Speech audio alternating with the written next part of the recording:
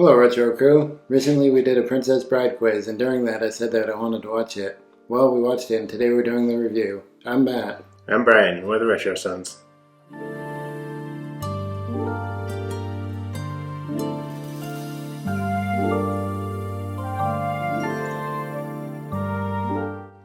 This is a good movie. It has everything. Fencing, fighting, torture, revenge, giants, monsters, chases, escapes, true love, miracles. Like a lot of movies, it's based on a book. This one was written by William Goldman. I've never read the book, but it's a great movie. Kind of a weird book. He kind of writes it like as a true story that he's always heard growing up, and like he says that he traveled to Flora and Gilder and visited museums and things there.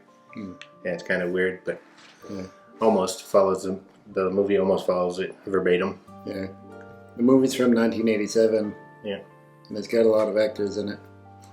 Carrie Elwes, Robin Wright, Christopher Guest, Fred Savage, Columbo. Peter Falk. Yeah, Peter Falk. Wallace Shawn. Wallace Shawn. Andre the Giant. Yeah. Billy Crystal. Carol Kane. Yeah. Others. Yeah. So quite a few people in it. Yeah. It's got like a good mix of action and romance. And comedy. Yeah, it's comedy. Really funny. Yeah. So it starts off with Wesley and Buttercup. Well, actually, it starts off with the grandpa visiting his sick son and reading the story to him. Yeah, grandson. And then it's the story of Wesley and Buttercup. He's a farm boy who works for her, and she likes to push him around, and he just says, "As you wish." Then they realize that they have feelings for each other. And he decides to venture off and try to find more money. And his ship's beset upon by pirates, and he's supposedly killed. It flashes forward 5 years, and she's set to marry a prince. Then she's kidnapped by some mercenaries who are gonna frame the kingdom's opposing country and try to start a war. Yeah. So it's Gilder and Florin, and the prince is Florin, and they're trying to frame Gilder for her kidnap and murder to start a war. And then all of a sudden they're just being followed by someone. You don't know who at first. Yeah. He bests a swordsman who's been training forever to get revenge for his father's murder. So he's been training 20 years as a swordsman. And this mystery figure bests him in a sword fight. And he overpowers the giant. Then he outsmarts the brains of the team. Yeah. He's a force to be reckoned with. And you don't really know what he wants, but he takes Buttercup. And it turns out he's Wesley, and he's taken on the persona of a pirate, Dread Pirate Roberts. And he seems kind of mad at her because it seems like she just moved on after she heard that he died. Yeah. But I think he's just testing to see if she still loves him. Right. Then they're on the run from Humperdinck, who's a expert tracker. Yeah, he's the prince that she's gonna marry. Yeah, I didn't say that before. They end up going through the fire swamp, which has 3 challenges, and they manage to survive them all. Yeah. But Humperdinck outsmarts them and circles around or something. Yeah. Heads them off. And she offers to go back with him if Wesley can go free and be returned to a ship, which Humperdinck agrees to, but then he gets her out of there and leaves Count Rugen to take him to the pit of despair. Where they're gonna torture him and see how he holds up to it or something like that. They have a fascination with the machine. Yeah. That Rugen built. Yeah. She eventually finds out that he lied to her, and she doesn't want to go through with the wedding, but she's forced to. She plans to kill herself, and then it's hard to Yeah. You don't want to explain the whole movie, but right. It's really good. Yeah, it is a good movie. A lot of action, and it's kind of supposed to seem like real life, but at the same time it doesn't. I don't know. It's mostly realistic. It's kind of a fairy tale type. Yeah, you have the shrieking eels and the rodents of unusual sizes. Yeah. So. But I think my favorite part's the sword fight. It's pretty... Yeah, that is a good part. Yeah. It's funny because he's planning to fight him left-handed.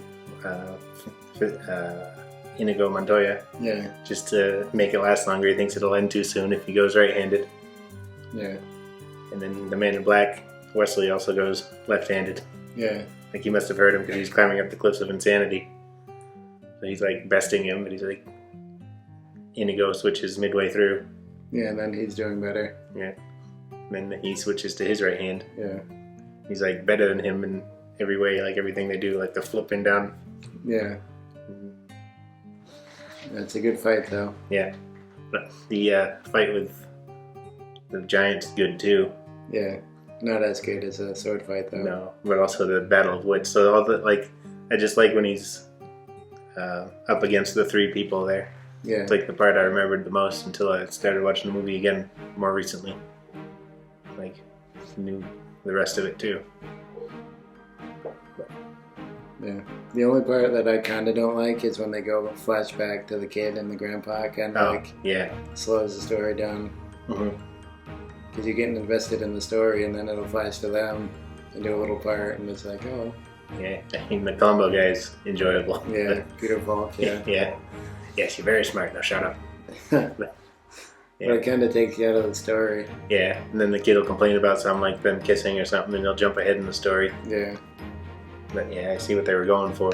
I do too, but it kind of slows the story down, I think. Yeah. Like you're getting into it, and then they flash back to the kid and the grandpa, and it's like, oh, I forgot they were telling that story, and I really didn't want to see them. Yeah.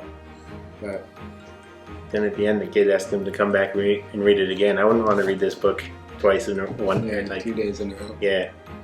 I would spread it out over a while. This took me a while to read through, but I don't know if you could read that in one day. no, probably not. And there's a lot, like there's an introduction, and there's him talking about his childhood and hearing the story and all that. So maybe that's not part of the actual book that he read, but Maybe not. But still, it was kind of a thick book. I probably wouldn't want to read through it in a day and then come back and reread it again. Out loud. Yeah.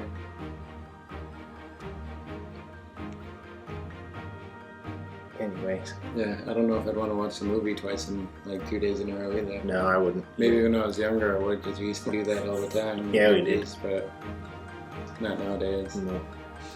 I mean, there's some movies I could watch. Yeah. It's not a long movie. It's only like an hour and 38 minutes, I think. Yeah. And it is enjoyable. It's like a movie I really like. Yeah. But Seems like we watch it about once a year. probably. Something like that. Mm-hmm. If now we watch it like once every couple of years anyways, at least. Mm. So it's worth revisiting. Yeah. It is an enjoyable watch over Yeah. and over. Well, not over and over, but you know what I'm saying. Yeah. It deserves more than one watching. Mm-hmm. Like, it's enjoyable, so you want to see it again, Yeah. even after you know what's going to happen. Some Yeah. movies, like, once you know what happens, you're not going to want to see it again. Yeah. It's kind of a feel-good movie once you get to the end and everything kind of works out. Right? But your first time through, you really don't know how it's going to happen. Yeah, because I don't know how much I should say. It's a 36-year-old movie, so spoilers probably aren't an Yeah. issue at this point. Probably not. Like, they kill Wesley halfway through or something. Yeah. So they think he's gone and she's going to end up marrying Humperdinck. Yeah. Then they take him to Miracle Max, who says he's mostly dead and we can bring him back. Yeah. Like I said, it's kind of fairy tale-ish. Like, it's not Yeah. 100% accurate. Yeah. But that's what makes it good, I guess. Mm-hmm. And it's Yeah. quotable. I think I've already said that. Yeah, it is. Inconceivable. You keep saying that word. I do not think it means what you think it means. Hmm. Anybody want a peanut? That was funny. Yeah. It's always funny every time. Mm-hmm. Yeah. Andre the Giant, is he in any other movies in this one? I don't know. Not that I know of, anyways. Yeah. I think the director had to like record all the lines how he wanted them to say them, and he listened and like just said it back.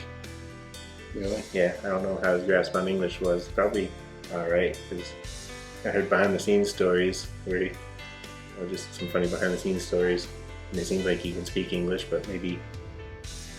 Yeah, I don't know. Yeah. I don't know much about Andre the Giant. Me neither. I know he's in this movie. I know Hulk Hogan listed him over his head once. That would have been difficult. Yeah. And probably like Hulk Hogan's got back problems now. Yeah, probably. At least one of the reasons.